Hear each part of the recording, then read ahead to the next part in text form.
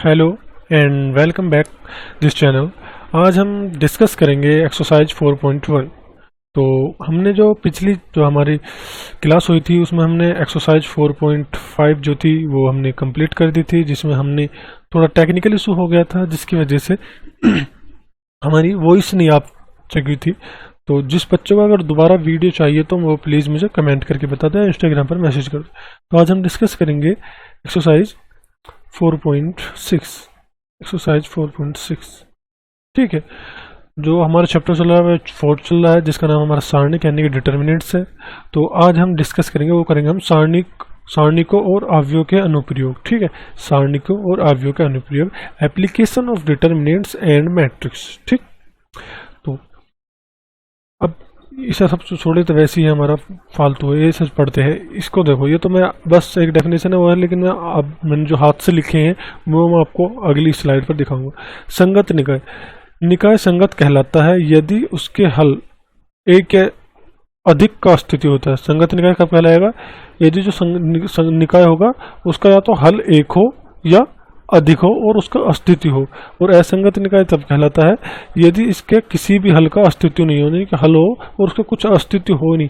अब अस्तित्व कब होगा और कब नहीं होगा वो मैं आपको अब बताऊंगा। चलते हैं अवयव के व्युत्क्रम द्वारा रेखीय समन्वय को निकाय का हल हम कैसे करते हैं, कैसे पहचान करते हैं, वो हम अगले स्लाइड पर। तो जिस बच्चे ने पहले अगर मतलब कि जो इससे पहले वीडियो नहीं देखी है तो प्लीज़ उसकी प्लेलिस्ट जो है वो डिस्क्रिप्शन में आएगी, तो सबसे पहले जाकर उन्हें देख लें तब, क्योंकि जब तक आप ये वीडियो नहीं देखने के तब तक ये समझ में नहीं आने का। ठीक है, तो चलते हैं हम फर्स्ट नंबर।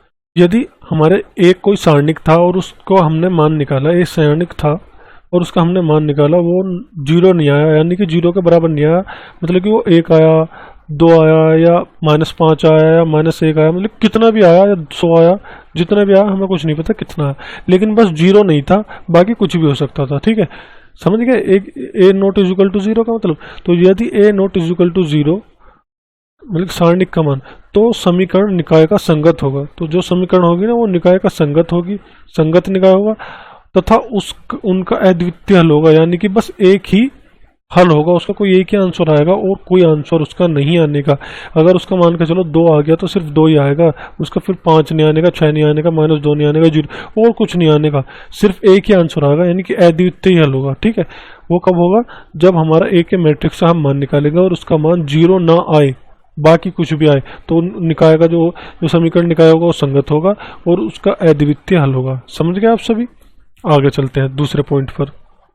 दूसरा पॉइंट क्या है? यदि एक सारणिक था, उसका मान हमने निकाला, सारणिक का हमने ए का मान जब निकाला तो आया 0, वो 0 आ गया।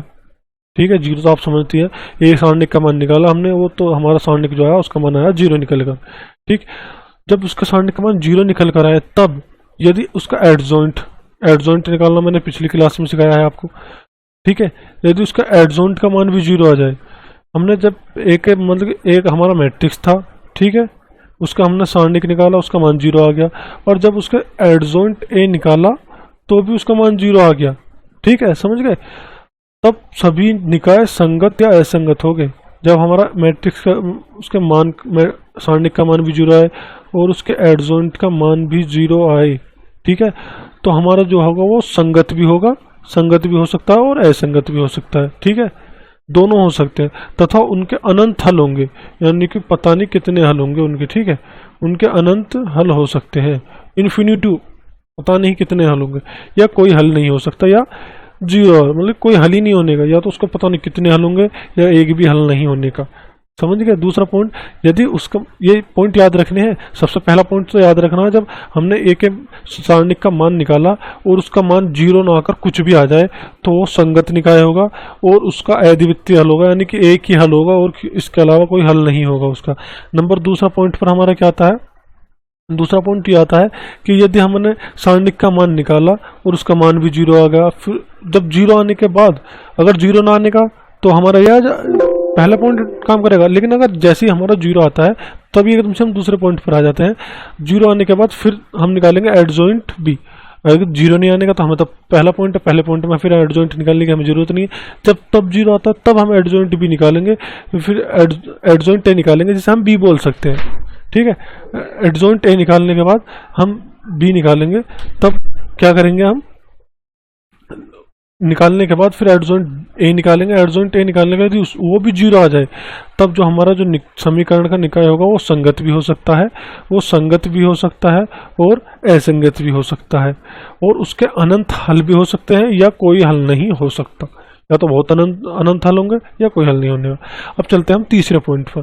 तीसरे पॉइंट में हमने क्या बताते हैं, यदि ए के हमने सारणिक का मान निकाला, ए के हमने सारणिक का मान निकाला, ठीक, और उसका मान जीरो आ गया, इसमें भी जीरो आ गया, इसमें भी जीरो आ गया, फिर हमने जब जीरो आएगा तो एडजॉइंट जरूर निकालेंगे। फिर हमने एडजॉइंट निकाला ए, उसका हम बी मान लेते हैं पूरे मैट्रिक्स को, चाहे मानो मत मानो आपकी मर्जी हो। तो फिर हमने उसका एडजॉइंट ए निकाला जो कि जीरो, यहाँ तो जीरो के बराबर आया, लेकिन हम अगर बाई चांस एडजॉइंट जीरो के बराबर नहीं आया, तो यहाँ हमारा जीरो के बराबर नहीं आया, तो समीकरण निकाय जो होगा वो असंगत होता तथा उसका कोई हल नहीं होगा।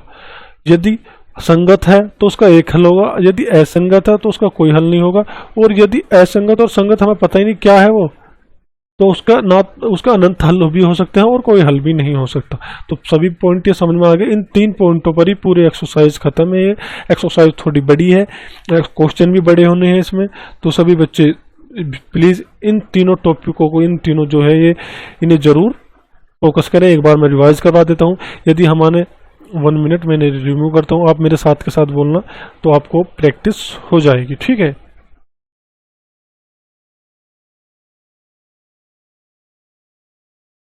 One minute.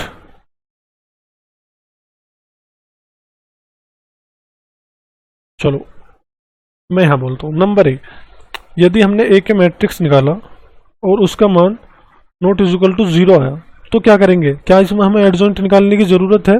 क्या इसमें हमें एडजॉइंट ए निकालने की जरूरत है? बताएं, बताएं जल्दी। नहीं है तो ठीक, बिल्कुल सही, राइट आंसर। तो हमारे इसमें एडजॉइंट ए निकालने की कोई ज़रूरत नहीं है, तो इसमें हम एडजॉइंट ए निकालेंगे क्योंकि हमें पता है नहीं है। तो ये क्या है हमारा? ये संगत है। पहला पॉइंट हमने पढ़ा था, यदि A determinants of A nought is equal to 0, तो समीकरण निकाय का संगत होगा तथा उसका अद्वितीय हल होगा, यानी कि एक ही हमारा उसका हल होगा। पहला पॉइंट आपको समझ में आ गया, नॉट इज इक्वल टू। अब चलते हैं, हमने जब ए के सारणी का हमने मान निकाला तो उसका मान 0 आ गया, तो हम क्या निकालेंगे? 0 आते हम क्या निकालते हैं? फिर उसका एडजॉइंट ए निकालते हैं। फिर हमने देखा कि एडजॉइंट ए का भी मान 0 आ गया, तो उसका क्या होगा? वो संगत भी हो सकता है या असंगत होगा। ठीक है, संगत होगा या असंगत होगा, और उसका अनंत मान भी हो सकते हैं और एक भी नहीं हो सकता, कोई नहीं हो सकता। ठीक, समझ गए? अब हमने तीसरे पॉइंट पर चलते हैं। हमने एक मैट्रिक्स का मान निकाला, सारणी का मान निकाला, तो उसका मान 0 आ गया। तो 0 आते ही सबसे पहले क्या करेंगे? फिर एडजॉइंट निकालेंगे। एडजॉइंट ए निकाला तो हमारा ऊपर वाले में 0 आया, लेकिन हमने दोबारा जो निकाला, दूसरा क्वेश्चन जो करा, उसमें 0 नहीं आया। तो कुछ भी आया, मतलब -2, -4, -5, 10, 20, 30, 40 जितना भी आया वो आ गया। तो क्या होगा? वो असंगत होगा और उसका कोई हल नहीं होने का, कोई हल नहीं है इसका। ठीक है, कोई हल नहीं। तो आप सभी समझ गए। अरे पहले में हमारा नॉट इज इक्वल टू 0 आता तो समझ लो वो संगत होगा और उसका हमें एडजॉइंट निकालने की जरूरत ही नहीं होने की जब संगत हो जाएगा, और उसका एक ही हल होगा, अद्वितीय हल होगा। ठीक है, दूसरी बात यह है, दूसरा पॉइंट हो जाएगा कि अगर हमने उसका मान 0 आया और फिर हम एडजॉइंट निकालेंगे और एडजॉइंट मान का भी 0 आया, तो हमारा असंगत और संगत हो सकता है और उसका अनंत मान भी हो सकता है और कोई मान भी नहीं हो सकता। नंबर तीसरे पर आते हैं, यदि हमारा उसका हमने जब सारणी का मान निकाला वो 0 आया, लेकिन हमने एडजॉइंट जैसे निकाला वो नॉट इज इक्वल टू 0 आया, तो उसका वो होगा असंगत और उसका कोई हल नहीं होने का। तो चलते हैं हम क्वेश्चन की तरफ। क्वेश्चन जैसे हम करेंगे, बहुत ही आसान क्वेश्चन है, हमारे समझ में आ जाएंगे। चलते एक्सरसाइज 4.6 डिस्कस करते हैं। ठीक है, तो निम्नलिखित प्रश्नों 1 से 6 तक की दी गई समीकरण निकायों का संगत अथवा असंगत रूप में वर्गीकरण कीजिए। हमें क्या करना है? हमें पहचानना है ये संगत है या असंगत है। यहाँ तक पहचानना है, यहाँ से लेके यहाँ तक हमें इन्हें पहचानना है कि संगत है या असंगत है। संगत और असंगत मैंने बता दिया है, और जो अभी 3 पॉइंट है, 3 पॉइंटों पे पूरी एक्सरसाइज खत्म होनी है। तो फर्स्ट क्वेश्चन को हम करते हैं। ठीक, first question, x + 2y = 0, 2x = 3। ठीक, तो सबसे पहले तो इन्हें हमें उसमें बनाना होगा। मैं चलो आपको पहले फर्स्ट क्वेश्चन बहुत इजी क्वेश्चन है, इतना इजी क्वेश्चन है कि पहली क्वेश्चन क्या थी उसकी, x plus 2y is equal to 2, और दूसरी थी हमारी 2x plus 3y is equal to 3। Question number first and question number second. ठीक, तो सबसे पहले हम क्या लिखेंगे, सबसे पहले हम लिखेंगे कि समीकरण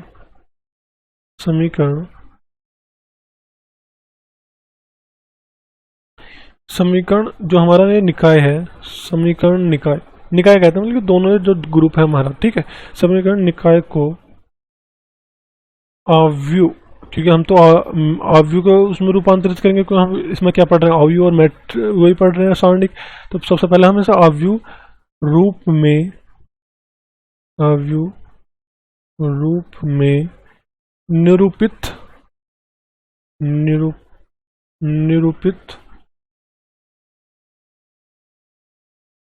करने, हाँ चलो, तो आप सबसे पहले क्या करेंगे सर, निरूपित, तो उसका एक आपको एक ये मेथड है, इसी मेथड से आपको इनको निरूपित करना है। ax is equal to B, simple, ax is equal to B. A का मतलब है जो हमारे इधर के जो जितने भी हमारे न्यूमेरिकल हैं, जैसे यहाँ क्या है 1 है, यहाँ क्या है 2 है, यहाँ क्या है 2 है, यहाँ क्या है 3 है, तो ए के मतलब का तो इधर के न्यूमेरिकल नंबर आने हैं, ठीक है, और बी के मतलब के इधर के न्यूमेरिकल नंबर आने हो, और एक्स का मतलब है जो एक्स वाई जेड होंगे हमारे, जो भी होगा वो आने हैं, ठीक है। तो ए का मतलब ए की जगह लिखेंगे हम इधर, तो यहाँ क्या है 1 है, तो यहाँ पहला 1 लिख दिया, फिर दूसरा यहाँ लिखा हो, यहाँ क्या है 2 है तो 2 यहाँ लिख दिया, ठीक, यहाँ क्या है 2 है, यहाँ 2 लिख दिया, यहाँ क्या है 3 है, यहाँ 3 लिख दिया, क्योंकि यहाँ क्या तुम्हें 1 नीचे में, लेकिन 1 क्या हर किसी के मल्टीप्लिकेशन में 1 होता है, तो x के मल्टीप्लिकेशन का 1 है, तो हमने 1 ले लिया। अब इसे ऐसे ही रख दो इनटू में। अब यहाँ क्या लिखना, यहाँ आपको कुछ नहीं लिखना, यहाँ x और y लिखना है, सिंपली x और y लिखना, और कुछ नहीं लिखना, चाहे कुछ भी दे रखा हो हमारा, अगर x y दे रखा है तो x y, Z y Z दे रखा है तो y जेड, ठीक है, वो लिखना है सिंपल। तो सबसे पहले तो 2 इंटू 2 कोटि का ये बन जाएगा, और 2 इंटू 1 कोटि का ये बनेगा, ठीक है, आगे चलते हैं, और 2 इंटू 1 कोटि का ये हमारा ये बनेगा 2 है, और यहाँ कितना है, यहाँ 3 है, बस हमारा मैट्रिक्स बनकर तैयार। अब इसे सोल्व करने में हमें कुछ दिक्कत नहीं होने की, इसे हम इक्वेशन नंबर जो मानेंगे वो 3rd मानेंगे, ठीक। तो अब हम क्या करते हैं, हम देखते हैं कि हमारा a का मान क्या आता है निकल के यहाँ से, कि a इज इक्वल टू हमारा 1 2 2 3। सभी बच्चों को समझ में आ गया? जल्दी जल्दी रिप्लाई करें, सभी बच्चों को समझ में आ रहा है? ठीक, मैट्रिक्स बनाना आपको सभी को समझ में आ रहा है? बेहतरीन, बिल्कुल वेरी गुड। तो बिल्कुल इजी है, यहाँ बस जहाँ यहाँ 1 है यहाँ 1 रख दो, इसकी 2 है 2 लिख दो, लेकिन बस प्लस माइनस हटा दो, और जो हमारा जैसे हम मैट्रिक्स लिखते थे बिल्कुल ऐसी मैट्रिक्स लिखते चले जाओ, और एक्स जो होगा वो हो जाएगा हमारा एक्स वाई मैट्रिक्स होगा, बी का मतलब होगा जो इधर के होंगे 2 और 3 वो हो जाएगा, सिंपल बस। अब हमारा ए निकल गया, ए मैट्रिक्स निकल गया, ए का सारणिक क्या हो जाएगा, ए का सारणिक हो जाएगा हमारा 1 2, बस सारणिक लगा दो, ए का सारणिक क्या हो गया, और अब ए के सारणिक का मान हमारा क्या हो जाएगा, 1 की 3 में 3, और बीच में लगाते हैं -2 की 2 में तो 4, तो इज इक्वल टू में क्या है हमारा -1, जो कि नॉट इज इक्वल टू क्या है हमारा 0, ठीक है। तो चूंकि ए के जो सारणिक का मान वो नॉट इज इक्वल टू 0 है, ठीक, इसलिए क्या लिखेंगे, इसलिए समीकरण निकाय क्या है हमारा, संगत होगा। ये हमारा फर्स्ट का आंसर आ गया, ठीक। अब ऐसी सेकंड करते हैं, क्वेश्चन नंबर सेकंड की फर्स्ट इक्वेशन है 2x माइनस में y इज इक्वल टू 5। सभी अपनी बुक खोल के बैठे प्लीज। आप सोचेंगे मैंने बुक रख रखी है, मैं वहां से इक्वेशन देख रहा हूँ, लेकिन आप भी बुक लेके बैठेंगे, ठीक है। अब मैं बार बार पीछे तो जाने का नहीं कि आपको बार बार यहाँ जाऊंगा पीछे कि देखो बच्चों दूसरी पहली इक्वेशन थी, दूसरी ये थी, तो सभी अपनी बुक साथ में लेकर बैठे, ठीक है। 2x minus 5 x plus 5 is equal to 4, तो 2x minus 5 is equal to 1, ठीक। और दूसरा क्या हो जाएगा हमारा x plus Y is equal to 4, equation number second. तो सबसे पहले हम क्या लिखेंगे, इसे वो लिखेंगे कि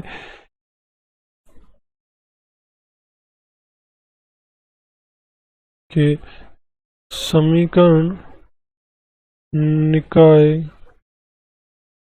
को अव्यूह रूप में निरूपित कहते हैं प्रदर्शित करना। निरूपित करने पर, निरूपित यानी कि चेंज करने पर, प्रदर्शित कर चेंज करने पर, ठीक है, निरूपित करने पर। तो इसको हम क्या करेंगे, इन समीकरण निकाय को अव्यूह में चेंज करेंगे, निरूपित यानी कि चेंज। ठीक, तो करते हैं। सबसे पहले क्या लिखेंगे, ए एक्स इक्वल टू में क्या लिखते हैं, बी लिखते हैं, जो मैंने आपको पिछले क्वेश्चन में बताया। बिल्कुल सारे मेथड ऐसी होंगे और कुछ नहीं होने की। इक्वल टू यहाँ क्या है हमारा 2 है, यहाँ क्या है हमारा 1 है, लेकिन क्या है माइनस का है, तो माइनस का 1 लेंगे। यहाँ क्या है हमारा 1 है, 1 लिख दिया। यहाँ क्या है हमारा, यहाँ भी 1 है, ओनली जहाँ कुछ ना है मतलब वो 1 है, ठीक है, क्योंकि 1 हर किसी के मल्टीप्लिकेशन में रहता है। तो यहाँ भी 1 है, यहाँ भी 1 है, लेकिन यहाँ माइनस का चिन्ह रहता है, माइनस का 1 है, यहाँ क्या 2 है। और यहाँ क्या लिख देंगे, सिर्फ हम क्या लिखेंगे एक्स वाई, बस। यहाँ तो हमें एक्स की जगह तो एक्स वाई ही लिखना और कुछ नहीं लिखना उससे, ये याद रखना आप। इक्वल टू यहाँ कितना 5 और यहाँ कितना 4, ठीक है। तो हमें यहाँ से क्या पता चलता है कि ए, यह लिख दो कि ए इक्वल टू हमारा कितना आया, वो आया 2 -1 1 1, ठीक है। अब ए का मैट्रिक्स निकाल दो यहाँ से। ए का मैट्रिक्स क्या हो जाएगा हमारा, ए का मैट्रिक्स इक्वल टू कितना हो जाएगा 2 -1 1 1, ठीक है। तो इक्वल टू कितना हो जाएगा हमारा, इसका जब ए के मैट्रिक्स का मान निकाला तो कितना होगा 2, और माइनस बीच में लगा और यहाँ माइनस की वन की -1 में करें तो -1, तो इक्वल टू 2 + 1 इक्वल टू 3, जो कि नोट इक्वल टू हमारा क्या है 0 के। चूंकि एक का सारणिक का मान जो है वो 0 के बराबर नहीं है, इसलिए समीकरण निकाय क्या हो जाएगा हमारा, संगत हो जाएगा। जब हमारा बराबर नहीं होता वो क्या होता है, संगतित होता है, संगत होगा। सभी बच्चे इनकी प्रैक्टिस जरूर करना, बिना प्रैक्टिस के क्वेश्चन नहीं होने का। अब चलते हैं हम क्वेश्चन नंबर 3 पर। चलो क्वेश्चन नंबर 3 भी बिल्कुल ऐसे ही है, ये तो आप खुद ही करना, क्योंकि तुम्हें भी थोड़ी बहुत प्रैक्टिस तो होनी चाहिए। जब तक तुम्हें प्रैक्टिस नहीं होने की नहीं, तब तक तो मजा नहीं आने का फिर। या चलो क्वेश्चन नंबर 3 मैं करता हूँ, क्योंकि इसमें थोड़ा वो, चलो कुछ नहीं, मैं करता हूँ क्वेश्चन नंबर 3 भी, ठीक है। एक और करता हूँ मैं क्वेश्चन नंबर 3। क्वेश्चन नंबर 3 की इक्वेशन लिखो जल्दी जल्दी। फर्स्ट है x + 3y equal to 5। Question number first 2x + 6y equal to 8। Equation number 2, ठीक है, सॉरी। तो x + 3y equal to 5 and 2x + 6y equal to 8। तो सबसे पहले हम क्या करेंगे, वही करेंगे जो हम लोग हर क्वेश्चन में करते हैं कि समीकरण निकाय को अव्यूह रूप में निरूपित करने पर, ठीक। तो करते हैं ए एक्स इक्वल टू में बी। तो एक यहाँ जगह कितना है 1 है, यहाँ 3 है, यहाँ 2 है, यहाँ 6 है, इक्वल टू एक्स की जगह आएगा एक्स वाई और बी की जगह क्या आएगा 5 एंड 8। तो हमने क्या देखा, यहाँ ए देखा, ये जो आया हमारा निकल कर आया 1 3 2 6। तो अब हम ए के वो निकाल देते हैं। एक हम जैसे हम वो निकालेंगे सारणिक सॉरी, एक हमने सारणिक निकाला तो हो जाएगा 1 3 2 6, ठीक। इसका मान निकालेंगे तो 6 इक्वल टू 6 जो कि 0, तो 0 के बराबर आ रहा है। अब हम क्या लिखेंगे, तो जब जैसे ही हमारा 0 के बराबर आ जाएगा तो हम क्या निकालेंगे, एडजॉइंट निकालेंगे, क्योंकि पहला पॉइंट अगर 0 का नहीं बराबर आता तो डायरेक्टली संगत होता। लेकिन जैसे ही दूसरा 0 के बराबर नहीं आता तो हमारा पहला पॉइंट और दूसरा पॉइंट अप्लाई हो जाता है, नहीं कि एडजॉइंट निकालना पड़ेगा। और जैसे ही एडजॉइंट एडजॉइंट का मान 0 आया या नहीं 0 आया वो आगे डिपेंड करेगा। पहले हम एडजॉइंट निकालेंगे। एडजॉइंट निकालने के लिए क्या करेंगे, सबसे पहले A11 निकालेंगे, फिर A12, फिर A। तो एक तो वो निकालने, एक मैंने डायरेक्ट एडजॉइंट निकालने का सिखाया आपको। डायरेक्ट एडजॉइंट निकालने का सिखाया नहीं सिखाया, उसमें जो डायरेक्ट एडजॉइंट निकालते थे। तो 1 मिनट आप, मैंने थोड़ा वो कर दिया था, तो ये आ गया था। फिर उसके बाद हम एड जॉइंट निकालेंगे। उसके बाद एड जॉइंट निकालने के बाद जो हमारा बी बनता है ना, उसमें उसकी बी में मल्टीप्लिकेशन करते हैं, ये याद रखना। उसकी बी में मल्टीप्लिकेशन करते हैं तब 0 आता है, ठीक है। तो वो जरूर याद रखना, पहले बी में मल्टीप्लिकेशन करेंगे तब अगर उसका जो, ऐसे इसमें बी की मल्टीप्लिकेशन करते हैं। जो हमारा बी हमने ले रखा है कि AX = जो बी होता है, तो बी की इसमें पहले मल्टीप्लिकेशन करते हैं, ठीक है। चलो आगे चलते हैं। तो मैंने डायरेक्ट भी निकालना सिखा रखा है आपको। तो पहले अगर यहाँ से A11 निकाल लेंगे तो A11 कितना हो जाएगा, 6 हो जाएगा। फिर A12 निकालेंगे, A12 कितना हो जाएगा, A12 हो जाएगा कितना हमारा, इसके सामने का, लेकिन ये हो जाएगा -2। फिर A21 निकालेंगे, A21 यानी कि इसके सामने का -3। फिर A3। तो डायरेक्ट निकालो। चलो आपको शॉर्ट ट्रिक, जो हमारी लॉन्ग ट्रिक है वही बता देता हूँ। डायरेक्ट ट्रिक मैंने आपको पिछली एक्सरसाइज में थी, उसमें कर लेना शॉर्ट ट्रिक, ठीक है। तो सबसे पहले A11 निकालेंगे। A11 यानी A11 ये होगा, A11 का सामने का एलिमेंट कितना, 6 है। फिर निकालते हैं हम A12 कितना, 3 है, लेकिन इसके सामने का एलिमेंट कितना, 2 है। लेकिन वो मैंने क्या बताया था कि A11 यानी कि इसके सामने का एलिमेंट, ठीक, ये और इन दोनों के सामने जो एलिमेंट लेंगे वो तो प्लस के लेते हैं, और इन दोनों के सामने जो एलिमेंट है वो माइनस के लेते हैं। यानी कि A1 के सामने का एलिमेंट कितना, A11 का मतलब है एक के उपसारणिक का मान, यानी कि एक के सेकंड का मान। 1 का सेकंड का मान कितना, 6 है। और A12 का मतलब है 3 के सेकंड का मान। 3 के सेकंड का मान वो हो जाता है, इनके जो होता है ये दोनों माइनस के बन जाते हैं, तो ये माइनस का हो जाएगा। तो कि प्लस माइनस मैंने आपको बताया था, शुरुआत प्लस से होती है फिर माइनस से होती है। फिर जो A21 आएगा वो प्लस का आएगा, और A22 जो आएगा वो माइनस का आएगा, यानी कि प्लस माइनस, ठीक है। या आप बस प्लस माइनस ये रहा सकना। तो A11 यानी कि एक सेकंड का, एक का सेकंड 6, A12 एलिमेंट जो उनके सामने वाले होते हैं, याद रखना। 1 का 6 हो गया, 3 का -2 हो गया। अब आता है A21 यानी कि 2 के सामने का कितना है, सॉरी तो मैं 2 के सामने कितना, 3। लेकिन क्या करेंगे, मैंने बताया इन दोनों को क्या लेते हैं हम, माइनस लेते हैं। तो ये भी क्या आएगा हमारा, माइनस आ गया। आगे चलते हैं। A22 यानी 6 के सामने का कितना है, 1 है, तो 1 आ गया। ये याद रखना, ये दोनों प्लस के होते हैं, ये दोनों माइनस के लेने पड़ते हैं।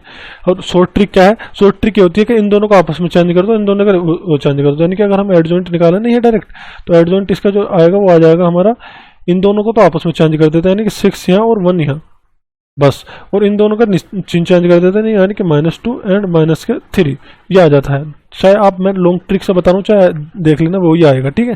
तो निकाल दिया हमने, A21 भी निकाल दिया। उसके बाद अब जो हमने जो नया वो बन गया वो मान लिया हमने C। तो C = कितना हो गया, 6 -2 -3 एंड 1, ठीक। आगे चलते हैं। तो एड जॉइंट A = जो हो जाता है वो C' हो जाता है। तो C का डैश करेंगे तो 6 आ जाएगा, -2 यानी कि रो को कॉलम में चेंज करते हैं डैश के लिए, -3 एंड 1। देखो यही आ रहा, नहीं आ रहा, बिल्कुल यही। यानी कि बस इन दोनों को चेंज करना होता है, इन दोनों के चिन्ह चेंज करने होगा, वही हमारा साइन। ये शॉर्ट ट्रिक है, लॉन्ग ट्रिक मैंने दोनों बता दिया है। अब सब एड जॉइंट A निकाल लिया हमने। तो अब हम क्या करेंगे, अब हम जो हमारा अकॉर्डिंग टू हमारे जो हमने 3 पॉइंट बताए थे, एड जॉइंट A निकालने पर उसकी हमने क्या करेंगे, उसकी हम B में मल्टीप्लिकेशन करेंगे। तो देखते हैं B में मल्टीप्लिकेशन करने पर तो एडजॉइंट A कितना है, 6 -3 -2 एंड 1। और B कितना हमारा, B है 5 8, ठीक है। तो इजुकल टू आगे चलते हैं, तो कितना हो जाएगा, 30 -24, ठीक। और यहाँ कितना बचा, -10 + 8। मल्टीप्लिकेशन करनी तो सभी पर आती होगी। अब हमने 4 एक्सरसाइज कर चुके हैं ऐसे हम। तो आगे चलते हैं। तो यहाँ कितना हो जाएगा, 6, और यहाँ कितना हो जाएगा, -2, जो कि नॉट इक्वल टू हमारा 0 के है। तो क्या हुआ है, तो हमारा इसलिए, चूंकि वह लिख देना है आप, ठीक है। इसलिए समीकरण जो हमारा निकाय है जो क्या होगा हमारा असंगत होगा। तीसरे पॉइंट पर आ जाते हैं, तो दूसरे पॉइंट में तो वो तो जो असंगत होगा, ठीक है, असंगत, ठीक। क्योंकि दूसरे पॉइंट में क्या जो 0 के बराबर तो असंगत भी हो सकता है और संगत भी हो सकता है, उसका अनंत मान भी हो सकता है और नहीं भी हो सकता। तो तीसरा भी आपको समझ में आ गया। अब चलते हैं हम चौथे पर, ठीक है। तो चौथा भी बहुत आसान है और पांचवा भी बहुत आसान है और मतलब कि सारे क्वेश्चन इतने आसान है कि आप फटाफट फटाफट फटाफट करते चला जाओगे, बस और कुछ नहीं करना है इसमें। तो मैं चलते हैं हम, तो सभी बच्चे पहले इनकी स्क्रीनशॉट ले लें। सबसे पहले फर्स्ट क्वेश्चन की स्क्रीनशॉट ले ले चलो आगे चलते हैं। सेकंड क्वेश्चन, वेरी गुड, आगे चलते हैं। थर्ड क्वेश्चन, बिल्कुल, चलो। तो 3 क्वेश्चन कर चुके हैं, अब आते हैं हम चौथे क्वेश्चन पर। मैं आपको यहाँ सारी चीज़ बताता चला जाता हूँ। तो चौथे क्वेश्चन में हमें क्या करना है, सबसे पहले मैं इसके बस चौथे क्वेश्चन की वो बता रहा हूँ। आप एक क्वेश्चन में 3x3 का कर रहा हूँ, बाकी आप सारे खुद करना, ठीक है। बिल्कुल बहुत आसान क्वेश्चन हो जाएंगे, कोई दिक्कत नहीं होगी। अगर दिक्कत होगी तो प्लीज़ मुझे ज़रूर कमेंट करना। मैं चौथा क्वेश्चन करता हूँ और मैंने सेकंड निकालने आपको सिखाई रखे हैं, ठीक है। एडजॉइंट जो मैंने पिछली उसमें सिखाई रखा था आपको। तो क्वेश्चन नंबर 4 की इक्वेशन लिखते हैं जल्दी कि x + y + z = 1। Question number first, 2x + 3y + 2z = 2। Question number second, तीसरा, ax + ay + 2az = 4। Question number third, ठीक। तो सबसे पहले क्या लिखेंगे कि समीकरण निकाय को आव्यूह रूप में निरूपित करने पर ठीक है, करते हैं कि ax = में b, एक का क्या एक की जगह क्या आ जाएगा आपका यहाँ 1 1, फिर y की जगह क्या है 1 है, फिर x z भी क्या है, z की मल्टीप्लिकेशन में 1 है, x की मल्टीप्लिकेशन में क्या है 2 है, यहाँ कितना 3 है, यहाँ कितना 2 है, यहाँ कितना है हमारा a है, यहाँ कितना है हमारा a है और यहाँ कितना हमारा 2a है। यानी कि x y जोड़ को छोड़कर जो भी कुछ है वो यहाँ लिखते चले जाओ, सिंपल और कुछ नहीं। x की जगह अब क्या आ जाएगा, यहाँ पहले क्या होते थे सिर्फ x y होते थे, लेकिन अब कितने हमारे 3 है, तो x भी है y भी है और z भी है, सिंपल बस, ठीक है। = अब यहाँ आ जाओ, यहाँ कितना 1 2 4, तो 1 2 4 सिंपल।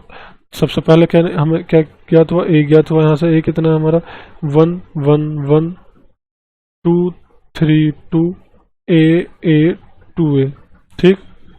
अब क्या करेंगे, एक सारणी का मान निकाल देंगे, सिंपल। कितना 1 1 1 2 3 2 a 2a, ठीक। तो = कितना हो जाएगा हमारा 1, ऐसे रखा। तो इसके इसमें करेंगे तो 6 है -2a -1 ऐसे रखा। सब बोलेंगे तो 2 की 2 में तो 4 है -2a प्लस 1 ऐसे रखा। तो इसे बोलेंगे तो 2a और माइनस के 3a -3, ठीक है। कैलकुलेशन करनी सभी पर आती होगी। तो क्या करेंगे, हल यहाँ कर लेंगे, चलो। तो = कितना हो जाएगा 6a में से -2a का, तो कितना बचेगा 4a की मल्टीप्लिकेशन जब भी यहाँ कितना रहेगा 2a और आगे माइनस, तो -2a + 2a की -1 में करेंगे तो माइनस का 2a हो जाएगा। आगे चलते हैं, यहाँ कितना है हमारा माइनस का ही बचेगा, -a की +1 में करेंगे तो कितना आ जाएगा माइनस का ही आ जाएगा, और -3 है प्लस के 4 है = कितना हो जाएगा, क्या हो जाएगा, चलो। तो क्या हो जाएगा माइनस का प्लस का बचेगा a, प्लस का बचे जो कि नॉट = क्या है 0 के, हमारे पता चल गया। तो क्या है होगा, अब यहाँ वही लिख देंगे, क्योंकि a के जो सारणिक का मान है वो 0 के बराबर नहीं है, इसलिए जो हमारा समीकरण जो निकाय है, समीकरण निकाय क्या हो जाएगा, वो संगत हो जाएगा। हमारी पहला पॉइंट ही, हमने 3 पॉइंट में से पहला पॉइंट ही तो है संगत, ये हमारा हो गया आंसर। ठीक है, तो क्वेश्चन नंबर 4 भी कंप्लीट हो चुका है। क्वेश्चन नंबर 5 पर चलते हैं। क्वेश्चन नंबर 5, तो सबसे पहले हमने क्या क्या कर लिए, question number 1, question number 2, question number 3, question number 4। अब बताइए, सबसे पहले अगर यहाँ तक किसी को कुछ भी डाउट हो, कुछ भी क्वेश्चन में, इतना इजी क्वेश्चन है, इतना इजी क्वेश्चन है, बहुत ही ज़्यादा इजी क्वेश्चन है, और कुछ क्वेश्चनों में करना ही नहीं है।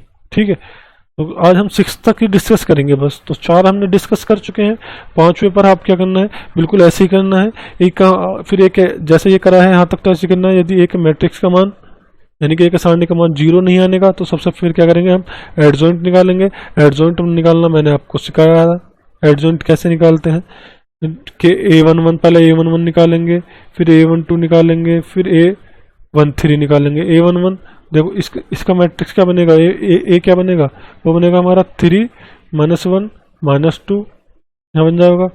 अब यहाँ, अब ये देखो, ये वाला देखो, ये वाला यहाँ देखा हमने, यहाँ तो एक्स ही नहीं है हमारा।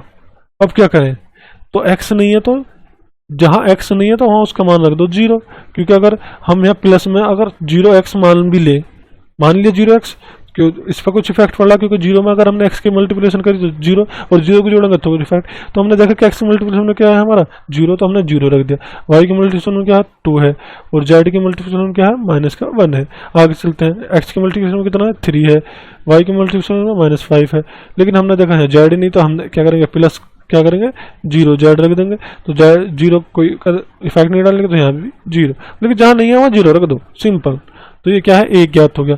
ए ज्ञात करने के बाद A11 कितना है हमारा, जब A11 ज्ञात करेंगे तो A11 क्या करते हैं, A11 तो क्या आप सभी पर ज्ञात करना आता होगा कि जो भी होगा, जब A11 यानी कि 3 का सेकंड निकालने के लिए इसे छोड़ते हैं, तो 2 की 0 में करीब 0, तो इनमें क्या करते हैं, पहला प्लस फिर माइनस फिर प्लस फिर माइनस फिर प्लस, इनमें पहला प्लस फिर माइनस फिर प्लस फिर माइनस फिर प्लस फिर माइनस, ये करते चले जाना। ठीक है, कि A11 जैसे A11, A12, A13, A21, तो क्या करना है, ये पहला प्लस, ये वाला माइनस हो जाता है, ये वाला प्लस हो जाता है, और ये वाला माइनस हो जाता है। मैं पहले A11 का निकालता हूँ। तो देखा हमने, यहाँ देखा मतलब कि 3 का, तो 3 का क्या करेंगे, जो जैसे A11 का मतलब है 3, तो 3 की रो भी छोड़ेंगे, कॉलम भी छोड़ेंगे। तो 2 की 0 में करी तो 0, और -1 की -5 1 में करी तो 0, तो 0 आ गया। बीच में क्या लगाते हैं हम, माइनस लगाते हैं, तो -5 की -1 में करी तो 5 आ गया, और 0 में से 5 गए तो -5 आ गया। तो यहाँ आ गया -5, तो प्लस माइनस क्या आ जाएगा माइनस, तो -5 यहाँ आ गया। ठीक है, आगे चलते हैं। A12 का मतलब -1, तो इसे छोड़ते हैं और ये लोग को छोड़ते हैं, तो 0 की 0 में तो 0 आ गया, और 3 माइनस बीच में लगा, और -3 की -1 में तो -3, और माइनस प्लस, तो प्लस का 3, तो यहाँ लिखेंगे 3, लेकिन पहले माइनस यहाँ बाहर लगा रखा है, तो माइनस का 3 इसका आंसर। तो सिंपली ऐसा करना। अब अगला है 813 का मतलब 2, तो इसे छोड़ेंगे और इसे छोड़ेंगे, तो 0 की 5 में 0, और 3 की 2 में तो -6, तो यहाँ क्या आ जाएगा -6, और प्लस माइनस कितना हो जाएगा -6। प्लस लगाने की तो जरूरत ही नहीं होती खैर हमें, क्योंकि प्लस तो छिपा होता था, प्लस सिर्फ माइनस लगाओ, प्लस अपने दिमाग में यहाँ माइनस लगा दो, प्लस अपने दिमाग में यहाँ माइनस लगा दो। तो सभी क्वेश्चन ही ऐसे होंगे। और एडजॉइंट का जितना भी मान आएगा, ज्यादातर एडजॉइंट का मान 0 के नहीं बराबर आता, तो वो समीकरण असंगत होगा। बस सिंपल ये पूछिए असंगत। इसमें दूसरा जो हमारा पॉइंट है नहीं, वो इसमें लगने का ही ना कि संगत है या असंगत है। इसमें 2 ही पॉइंट लगेंगे, पहला वाला और दूसरा वाला, या तो संगत निकलेगा डायरेक्ट, या फिर असंगत निकलेगा, सिंपल, और कुछ नहीं निकलने का। तो ये जो निकलेगा वो हमारा नॉट इज इक्वल टू क्या आएगा, नॉट इज इक्वल टू 0 आएगा इसका एडजॉइंट का मान, जो कि हमारा असंगत हो जाएगा। और इसका मान जो आएगा इज इक्वल टू 0 के मान, नॉट इज इक्वल टू 0 का मान आएगा, वो मैट्रिक्स क्या आ जाएगा, ये हमारा संगत हो जाएगा। ठीक है, तो ये असंगत है और ये संगत है, ये मैं लिख दे रहा हूँ। अगर जिस बच्चे से नहीं होता है वो मुझे कमेंट कर दे, तो मैं इससे जो है वो जब हम अगली क्लास करेंगे तब, मतलब कि कल या परसों, जब भी मतलब कि अगर हम ज़्यादातर एक दिन छोड़ के एक दिन क्लास करते हैं, हम टॉपिक ज़्यादा कर देते हैं पीरियड हमारा जो होता है वो लंबा कर देते हैं हम, तो इसलिए हम 2 दिन की क्लास 1 दिन में कर लेते हैं। ठीक है, तो जब हम अगली क्लास करेंगे तो अगली क्लास में मैं आपको क्वेश्चन नंबर 5 भी करा दूंगा, क्वेश्चन नंबर 6 भी करा दूंगा। अगर नहीं होते हैं तो कमेंट करना प्लीज़ ज़रूर। और या आप ऐसे कर सकते हैं, आप मुझे इंस्टाग्राम पर मैसेज कर सकते हैं, लिंक डिस्क्रिप्शन में है, तो मैं आपको वहाँ PDF सेंड कर दूंगा इन दोनों क्वेश्चनों की। ठीक है, तो अगले जो हम अगली क्लास में डिस्कस करेंगे, हमारे जो क्वेश्चन है वो आगे के 7 है, ये जैसे 7 हुआ और 8 हुआ, ये क्वेश्चन हमारे जो होंगे वो बड़े होंगे और इजी होंगे। बस इनमें क्या निकालना है हमें, इनमें जो निकाल अवयव विधि से हल करना होगा। हल का मतलब होता है कि इसमें क्या है, एक्स वाई का मान निकालना, सिंपल, और कुछ नहीं करना होने का, हमें एक्स वाई का मान निकाल लेंगे। ठीक है, तो मिलते हैं अगली क्लास में। Thank you very much, take care.